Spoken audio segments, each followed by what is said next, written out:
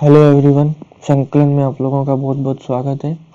आज का अपना टॉपिक रहेगा राजस्थान में बेरोजगारी एवं दरिद्रता।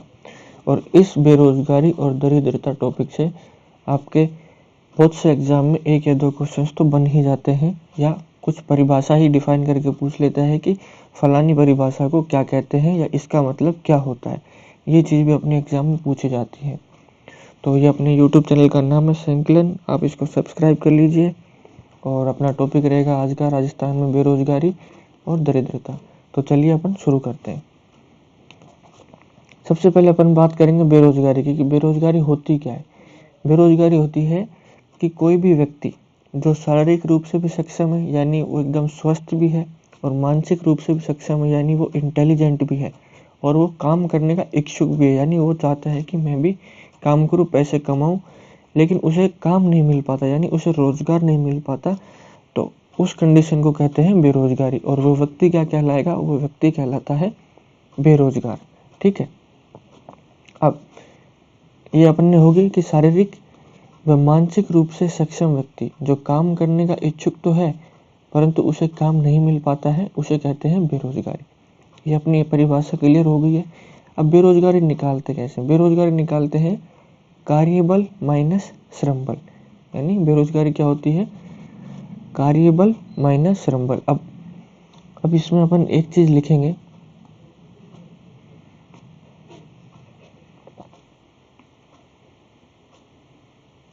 अब इसमें अपन लिखेंगे श्रम बल। देखते हैं पहले कि श्रम बल होता क्या है।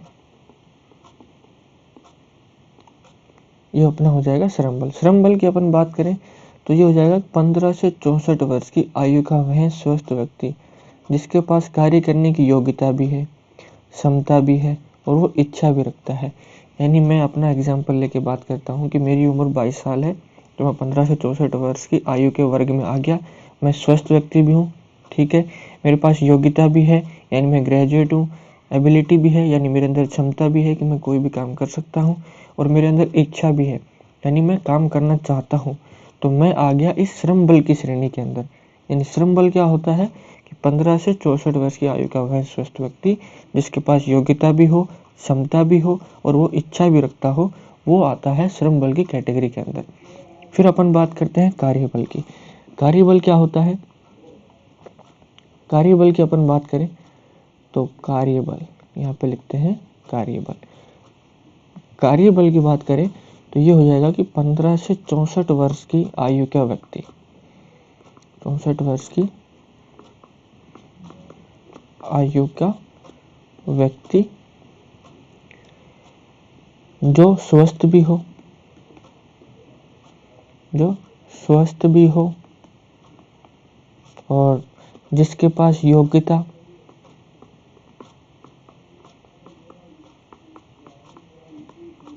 क्षमता,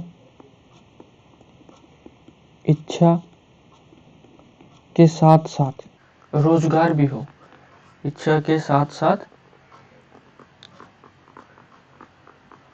रोजगार भी हो, तो वो आता है कार्यबल की श्रेणी के अंदर। यानी अपन बात करते हैं कि श्रम बल में वो आते हैं कि 15 से 64 वर्ष का व्यक्ति हो, स्वच्छ भी हो और भाई उसके अंदर योग्यता हो, क्षमता हो और वो कार्य करने की इच्छा रखता है, तो वो कैटेगरी में आता है श्रम बल की में। फिर अपन बात करते हैं कार्यबल की। यानी कार्यबल वाला व्यक्ति वो होता है जिसके पास योग्यता, क्षमता, इच्छा के साथ साथ रोजगार भी हो, तो वो आता है कार्यबल में। फिर अपन बेरोजगारी कैसे निकाल देंगे? जैसे मान लेते हैं कि भाई ये कार्यबल के अंदर कुछ लोग हैं जिनके पास 100 लोग हैं कार्यबल के अकॉर्डिंग। यानी बेरोजगारी का फॉर्मूला क्या होता है? कार्यबल माइनस श्रम बल। यानी कार्यबल में अपने पास 100 व्यक्ति हो गए और श्रम बल के अंदर 80 व्यक्ति हो गए। यानी इन 100 व्यक्तियों के पास योग्यता भी है, क्षमता भी है, इच्छा भी है और इनके पास रोजगार भी है। लेकिन जो 80 व्यक्ति हो गए, जो श्रम बल वाले व्यक्ति हो गए, उनके पास योग्यता भी है, इच्छा भी है, क्षमता भी है, लेकिन रोजगार नहीं है। तो अपन बेरोजगारी निकालेंगे 20 की, यानी वहां पे अपनी बेरोजगारी हो गई है 20। अब इन 20 की बात करें तो ये 200 व्यक्ति हो गए, यहाँ पे मान लेते हैं टोटल 180 व्यक्ति हो गए ना। अब 180 में से 20 के निकालेंगे तो ये अपने प्रतिशत के अंदर बेरोजगारी जाएगी। बस अंकों में बात करें तो 20 लोग अपने पास बेरोजगार निकल के आते हैं, ठीक है। अब इन बेरोजगार का जो अपना बेरोजगारी निकालता है, उनके आंकड़ों को तैयार कौन करता है, या इनके आंकड़ों को कौन सी संस्था है जो तैयार करती है? इनके आंकड़ों को तैयार करने का काम करती है, वो अपन लिखते हैं NSSO। ये वाली जो संस्था है, ये अपनी सरकारी संस्था है, और ये संस्था इन बेरोजगारी के आंकड़ों को, कार्यबल के आंकड़ों को, श्रम बल के आंकड़ों को इकट्ठा करती है, और फिर इस निष्कर्ष पे पहुंचती है कि भाई फलाने स्टेट के पास इतनी बेरोजगारी प्रतिशतता है, उस स्टेट के पास इतने प्रतिशत की बेरोजगारी है। अब अपन बात करते हैं इस संस्था के बारे में। इस संस्था का पूरा नाम बात करें तो पूरा हो जाएगा राष्ट्रीय, एन का मतलब नेशनल यानी राष्ट्रीय सैंपल, ये अपना हो जाएगा राष्ट्रीय सैंपल सर्वेक्षण कार्यालय, NSSO का पूरा नाम। ठीक है, राष्ट्रीय सैंपल सर्वेक्षण कार्यालय। इसके स्थापना वर्ष बात करें तो स्थापना हुआ था इसका 1950 के अंदर, और इसके कार्यालय की बात करें या मुख्यालय की बात करें तो वो अपना स्थित है दिल्ली के अंदर। ठीक है, NSSO का कार्य क्या होता है? बेरोजगारी के आंकड़े इकट्ठा करना। पूरा नाम हो गया राष्ट्रीय सैंपल सर्वेक्षण कार्यालय। 1950 में इसकी स्थापना हुई थी और इसका कार्यालय हो जाएगा दिल्ली के अंदर।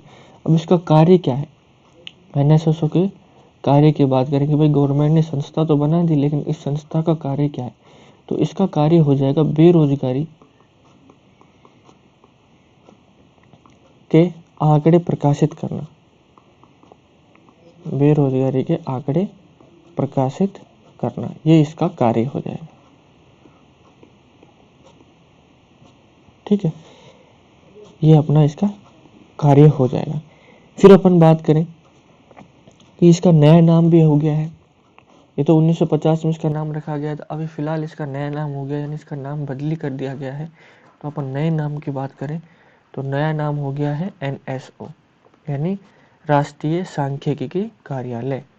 इसका नया नाम हो गया है राष्ट्रीय सांख्यिकी कार्यालय। ठीक है, ये इसका नया नाम हो गया। अब इसने अपनी एक रिपोर्ट प्रस्तुत की थी, यानी NSSO ने 2011-12 में अपना 68वां सर्वे प्रकाशित किया है। अपना 68वां सर्वे प्रकाशित किया है। ठीक है, अब इन्होंने यानी इस सरकारी कार्यालय ने 2011-12 में अपना 68वां सर्वे प्रकाशित किया। उसके अनुसार, इस NSSO के अनुसार राजस्थान की कुल बेरोजगारी दर, राजस्थान की कुल बेरोजगारी दर ये अपनी हो जाएगी 1.2%। 1.2% 2011-12 के अनुसार NSSO ने आंकड़े प्रकाशित किए थे कि भाई राजस्थान की कुल बेरोजगारी दर हो जाएगी 1.2%। अब इस कुल बेरोजगारी दर में अपन पुरुष दर की बात करते हैं कि कितने प्रतिशत पुरुष है वो बेरोजगार है, तो पुरुष दर में हो जाएंगे 1.4%। और महिलाओं की बात करें यानी इनमें महिला दर कितनी हो जाएगी, तो महिला दर का आंकड़ा इन्होंने बताया था 0.7%। ठीक है, ये चीज़ अपने को याद रखनी है कि राजस्थान की कुल बेरोजगारी दर 2011-12 के अनुसार 1.2% है, और फिर पुरुष दर की बात करें तो 1.4% है। महिला दर की बात करें तो वो हो जाएगा अपना 0.7%। ये तो हो गई कुल बेरोजगारी। अब अपन बात करते हैं कि ग्रामीण क्षेत्रों में बेरोजगारी और एक शहरी क्षेत्रों में बेरोजगारी। तो अपन अभी लिखेंगे कि राजस्थान में ग्रामीण क्षेत्रों में बेरोजगारी, राजस्थान में ग्रामीण बेरोजगारी दर। ग्रामीण बेरोजगारी दर की बात करें तो ये हो जाएगी 0.7%। ग्रामीण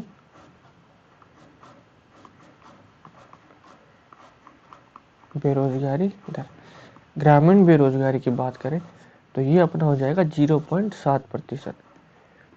अब इसमें भी पुरुष दर की बात करेंगे, ग्रामीण क्षेत्र में कितने प्रतिशत पुरुष हैं जो बेरोजगार हैं, तो पुरुष दर में बात करते हैं तो पुरुष दर हो जाएगा 0.9%, यानी 0। और महिला दर की बात करें कि ग्रामीण क्षेत्रों में कितने प्रतिशत महिलाएं बेरोजगार हैं, तो ये हो जाएंगे 0.4%। ये तो होगी ग्रामीण। अब अपन बात करते हैं राजस्थान में शहरी क्षेत्रों में बेरोजगारी दर, यानी राजस्थान में शहरी बेरोजगारी दर। ये सब 2011-12 के अकॉर्डिंग चल रहा है। बेरोजगारी अखबार में आती है, वो नवीनतम आंकड़े हैं, वो नवीनतम आंकड़े नहीं पूछे जाएंगे। जो ये सर्वे निकालते हैं उसी के आंकड़े एग्जाम में पूछे जाते हैं। जैसे NSSO ने 2011-12 में निकाला था, अभी जो नया निकालेगा वो अभी तक आया नहीं है। जैसे ही आएगा हम उसके ऊपर भी अलग से एक वीडियो बना देंगे। तो शहरी बेरोजगारी दर की बात करते हैं, तो शहरी बेरोजगारी दर हो जाएगी 3.1%। अब शहरों में भी अपन बात करें तो पुरुष अलग से निकालेंगे अपन कि पुरुषों की कितने प्रतिशत बेरोजगारी दर है, तो ये हो जाएगी 3.2%। अकेले पुरुष की बात करें, और महिलाओं की बात करते हैं यहाँ पे। अब अपन बात करते हैं महिला दर हो जाएगी 2.5%। ये हो गई अपने राजस्थान में ग्रामीण बेरोजगारी दर और शहरी बेरोजगारी दर। अब अपन बात करते हैं 2018 के अनुसार, ये था 2011-12 के अनुसार। अब अपन बात करेंगे कि सन 2018 में, यानी 2018 की NSSO द्वारा प्रकाशित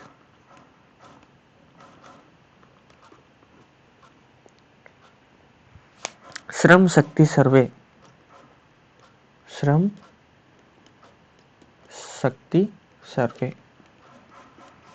के आंकड़ों के अनुसार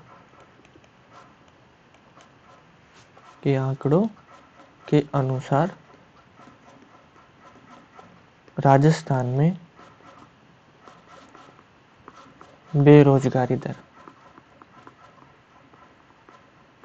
तो ये अपनी हो जाएगी 5%। ठीक है, यानी कि 2018 की NSSO द्वारा प्रकाशित श्रम शक्ति सर्वे के आंकड़ों के अनुसार राजस्थान में बेरोजगारी दर की प्रतिशत हो गई है 5%।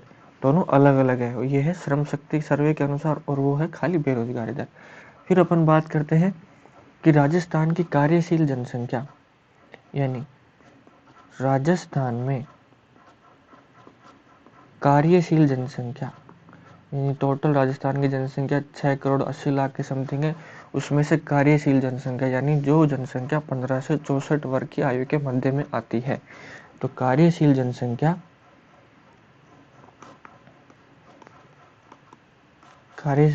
अपनी हो जाएगी 3 करोड़। फिर जो प्रतिवर्ष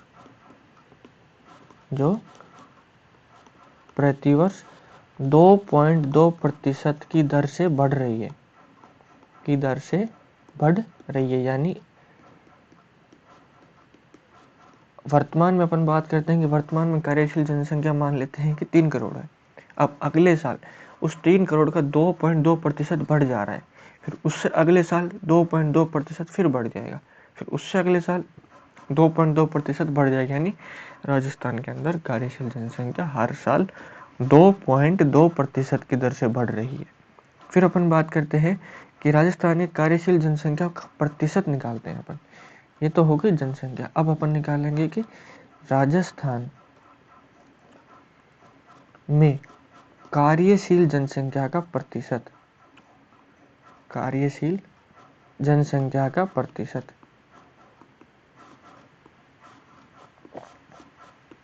इस प्रतिशत की अपन बात करें तो ये प्रतिशत अपना हो जाएगा 43.60%। यानी पूरे राजस्थान की 100% जनसंख्या है, उस 100% जनसंख्या में कार्यशील जनसंख्या का प्रतिशत आता है 43.60%। ये अपने को याद रखना है, एग्जाम में पूछा जाएगा कि राजस्थान में कार्यशील जनसंख्या का प्रतिशत कितना है, तो 43.60%। और कार्यशील जनसंख्या कितनी है, 3 करोड़, जो प्रतिवर्ष 2.2% की दर से बढ़ रही है।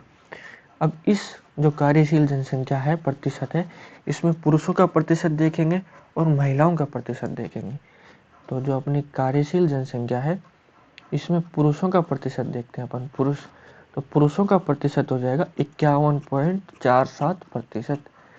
और महिलाओं का प्रतिशत देखें, यानी महिला, तो महिलाओं का प्रतिशत हो जाएगा 35.12%। प्रतिशत। ठीक है, ये अपने को याद रखना है। यानी टोटल कार्यशील जनसंख्या का प्रतिशत 43.60%, उसमें से पुरुष आते हैं अपने 51.47% और महिलाएं आती हैं 35.12% कार्यशील जनसंख्या के अंदर। ठीक है, अब अपन बात करते हैं कि सर्वाधिक कार्यशील जनसंख्या वाला जिला। अब अपन यहाँ पे लिखेंगे कि राजस्थान में सर्वाधिक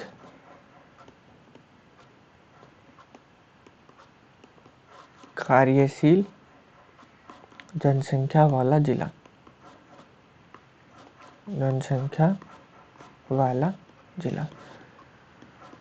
इस जिले की बात करें, ये अपना हो जाएगा प्रतापगढ़। और याद रखना है, सीधा सीधा क्वेश्चन बनेगा, इसमें हो जाएगा 55.46%। यानी कि सर्वाधिक, राजस्थान का सर्वाधिक कार्यशील जनसंख्या वाला जिला प्रतापगढ़ आएगा, जिसमें से उस जिले की 55.46% जनसंख्या कार्यशील है। फिर अपन बात करते हैं न्यूनतम, ये हो जाएगा न्यूनतम कार्यशील जनसंख्या वाला जिला।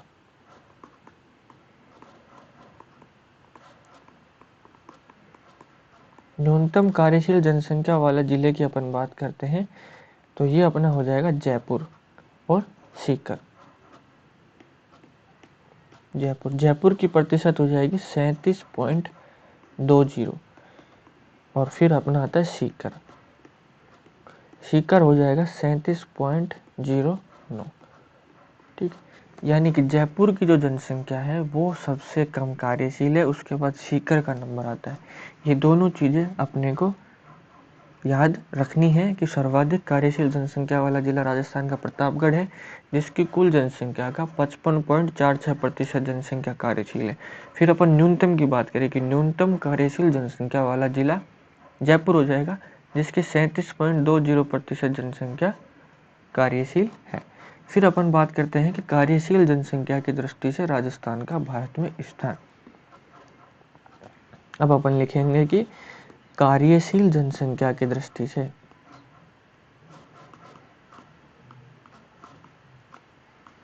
कार्यशील जनसंख्या की दृष्टि से राजस्थान का भारत में स्थान। तो इस स्थान की बात करें तो अपना नंबर आता है 11वें पे, यानी कि कार्यशील जनसंख्या की दृष्टि से राजस्थान का भारत में स्थान हो जाएगा 11वां। ठीक है, ये अपने हो गए कार्यशील जनसंख्या का प्रतिशत, कार्यशील जनसंख्या के नंबर देख लिए अपन ने, सर्वाधिक कार्यशील जनसंख्या वाला जिला बात कर ली है, न्यूनतम कार्यशील जनसंख्या वाला जिला हो गया है, और भारत में कार्यशील जनसंख्या के हिसाब से राजस्थान का स्थान वो अपना हो जाएगा 11वां।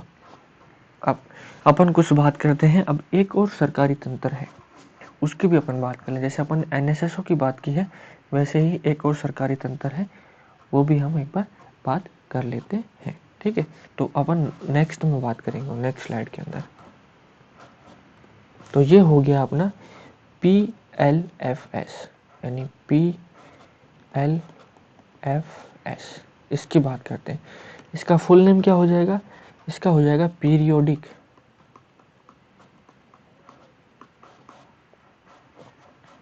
लेबर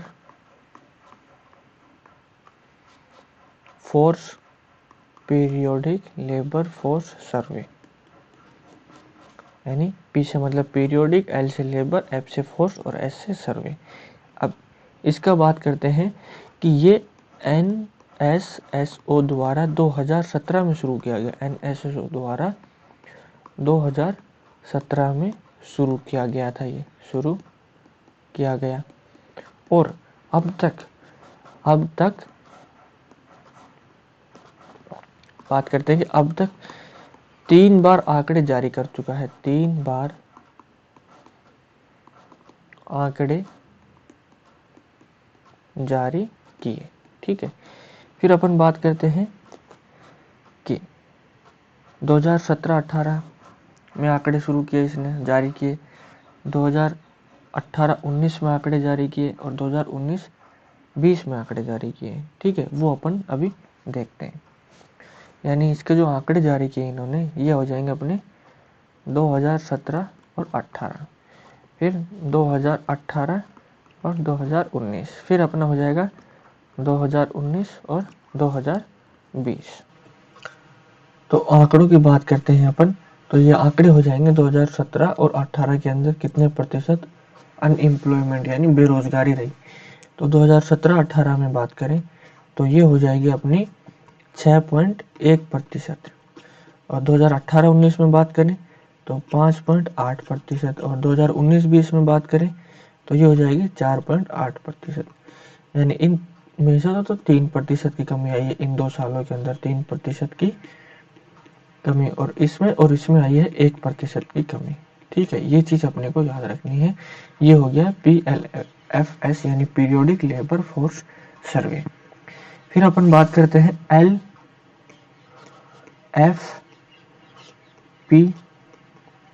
यानी ये होता है श्रम बल यानी लेबर फोर्स भागीदारी अनुपात दर। ये अपनी हो जाएगी 40.1%। लेबर फोर्स पार्टिसिपेशन रेशियो यानी श्रम बल भागीदारी अनुपात दर।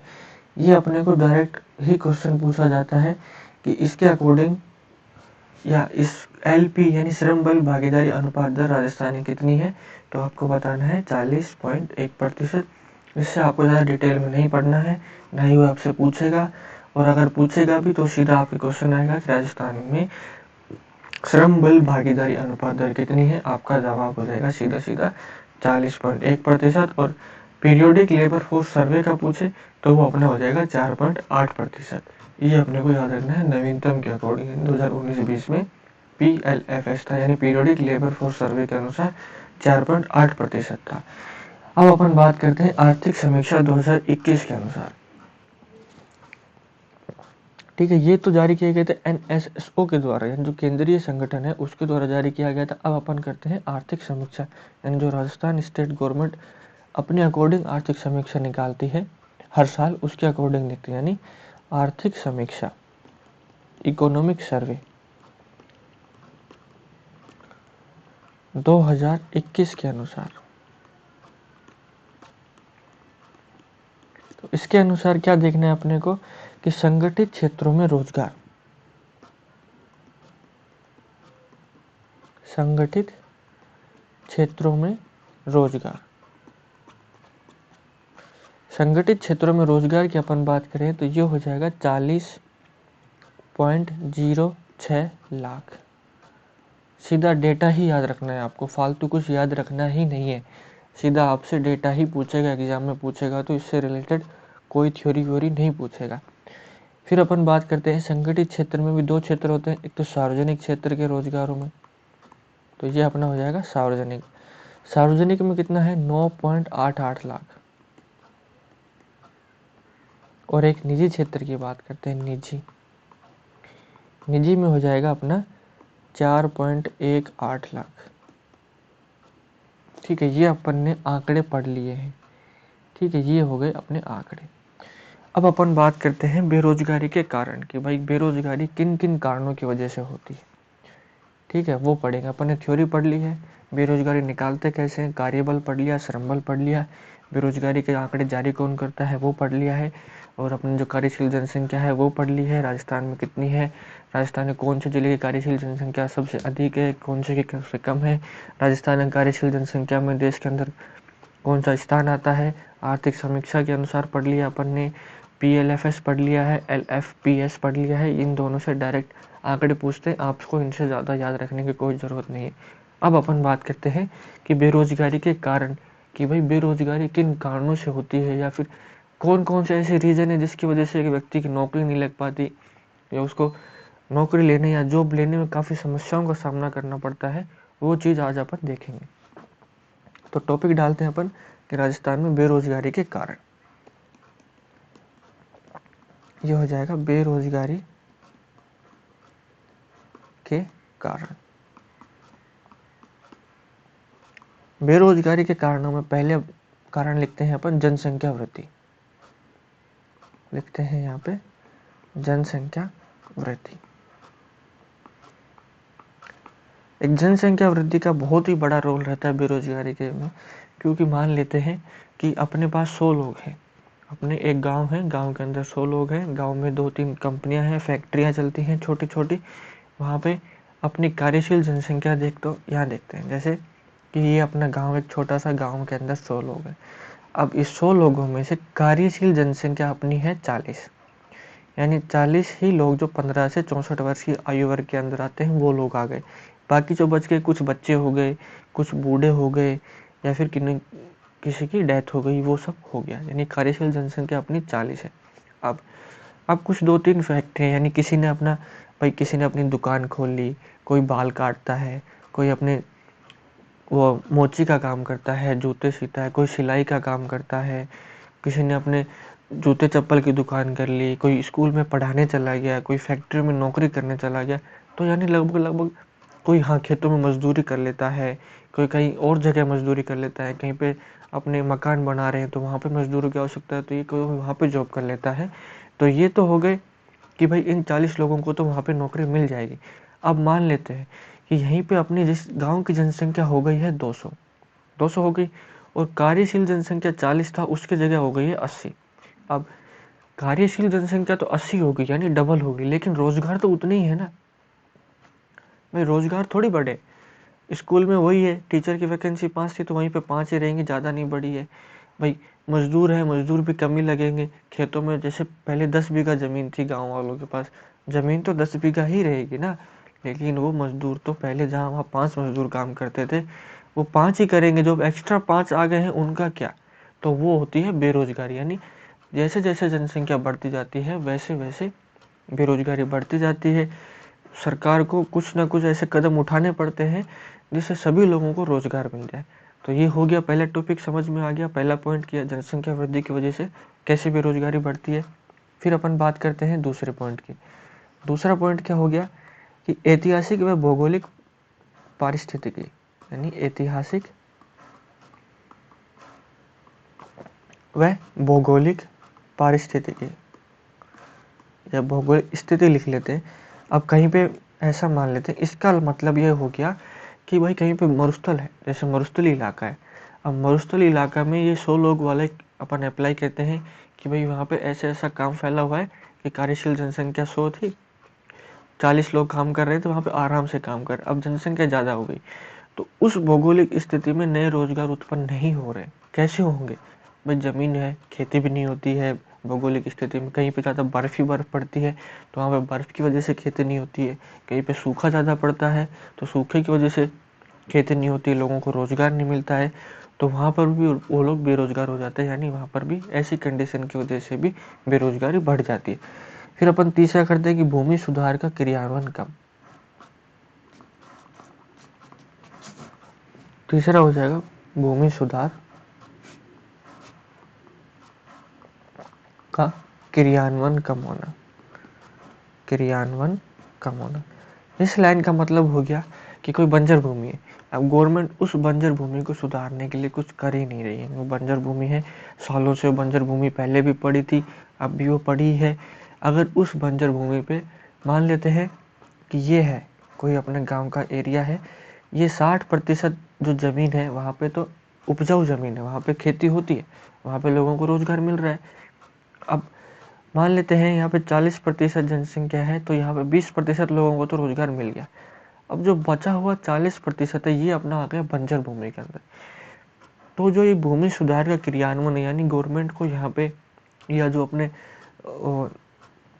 लोकल तंत्र होता है, यानी जो पंचायती राज विभाग होता है, उसके अनुसार गवर्नमेंट के साथ मिलके या उन दोनों ने आपस में मिलके इस जो बंजर जमीन है इसको सुधारने का प्रयास करना चाहिए। यानी इसकी जगह बंजर जमीन है भाई, बंजर जमीन को खड्डा खोदो, वहाँ पे मछली पालन शुरू करो पानी भर के, तो वहाँ पे भी लोगों की आवश्यकता तो होती है। अगर ये बंजर जमीन को अपन सुधार देते हैं तो वहाँ पे रोजगार के नए साधन अपने पास आ जाएंगे ना, जिससे जो बचे हुए लोग हैं उनको भी रोजगार मिल जाएगा। तो एक ये वाला पॉइंट हो गया। फिर अपन अगले पॉइंट की बात करते हैं। अगला पॉइंट क्या हो गया है कि सरकारी कार्यक्रमों का धीमा क्रियान्वयन, यानी फिर अपन लिखते हैं कि सरकारी कार्यक्रमों का धीमी गति। ठीक है, ये अपन लिख लेते हैं कि सरकारी कार्यक्रमों की धीमी गति। अब सरकारी कार्यक्रमों की धीमी गति कैसे प्रभावित, अब सरकारी कार्यक्रमों की धीमी गति के बारे में बात करते हैं तो इसका मतलब हो जाएगा कि सरकार जो योजनाएं चलाती है, यानी राज्य सरकार है, अपने राज्य सरकार ने एक योजना चलाई कि भाई इस योजना के अनुसार गांव में इस जनसंख्या के यानी 15 साल से 18 साल, 18 साल से 25 साल तक की आयु वर्ग के जो लोग हैं उनको हम 15 दिन का रोजगार देंगे महीने में। या जो अपना मनरेगा चल रहा है वो भी एक सरकारी कार्यक्रम ही है, यानी उसके अंदर 100 दिन का रोजगार मिलता है लोगों को। अगर ग्राम पंचायत उनकी जगह कार्य नहीं करवा पाती है तब भी उनको घर बैठे 100 दिन का रोजगार तो मिलेगा ही मिलेगा। तो यानी एक तरीके से गवर्नमेंट उनकी बेरोजगारी को कम ही कर रही है। फिर अपन बात करते हैं कि भाई धीमा कैसे हो गया, यानी गवर्नमेंट ने शुरू किया कि भाई फलाने टाइम पे फलानी जगह पे ये अपने को मनरेगा वाला कार्यक्रम शुरू करना है। तो अब जो वहाँ पर जो सरकारी तंत्र यानी जो सरकारी बाबू हैं वो उस काम को कर ही नहीं रहे, दबा के बैठे हैं, फाइलों को आगे पहुँचा ही नहीं रहे हैं लोगों तक, या फिर लोगों को बता ही नहीं रहे हैं कि भाई आपके लिए ऐसी ऐसी योजनाएं गवर्नमेंट चला रही है। तो वो हो गया कि सरकारी कार्यक्रमों की धीमी गति। फिर अपन एक और बात करते हैं कि सामाजिक सेवाओं की अल्पता। नेक्स्ट अपना हो जाएगा कि सामाजिक सेवाओं की अल्पता।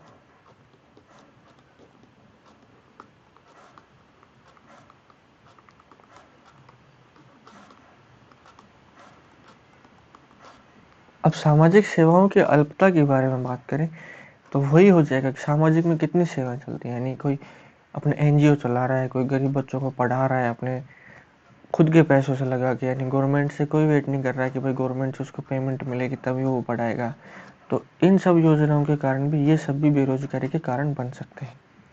तो आज अपन ने क्या क्या पढ़ा है, बेरोजगारी की परिभाषा पढ़ ली, बेरोजगारी होता क्या है, श्रम बल पढ़ लिया, श्रम बल किसे कहते हैं, कार्यबल पढ़ लिया। फिर अपन ने बेरोजगारी निकाली भी कि कार्यबल माइनस श्रम बल, तो उससे बेरोजगारी निकलेगी। फिर NSSO के बारे में पढ़ा, जो सरकारी आंकड़े हैं, जो सरकारी एक विभाग है जो अनएम्प्लॉयमेंट यानी बेरोजगारी के आंकड़े प्रकाशित करता है, उसके अपन ने आंकड़े पढ़े। राजस्थान में ग्रामीण बेरोजगारी दर पढ़ी, शहरी बेरोजगारी दर पढ़ी। फिर अपन बात करते हैं कि राजस्थानी कार्यशील जनसंख्या की अपन ने बात की, राजस्थान में अधिकतम कार्यशील जनसंख्या कहाँ पर है, न्यूनतम कहाँ पर है, ये सब अपन ने पढ़ा और बेरोजगारी के कारण पढ़े। जो बेरोजगारी के प्रकार बचे हैं वो हम अब अपनी नेक्स्ट वीडियो के अंदर करेंगे। ठीक है, इस वीडियो को यहीं पर रखते हैं। तो आज के लिए इतना ही काफ़ी है। और अपना ये टेलीग्राम चैनल का लिंक है संकलन क्लासेज, इसको ज्वाइन कर लेना। अगर अपन को वीडियो अच्छी लग रही है तो लाइक करना, शेयर करना और सब्सक्राइब भी करना, और भाई अच्छे लगे तो दोस्तों के साथ शेयर भी करना। Thank you very much.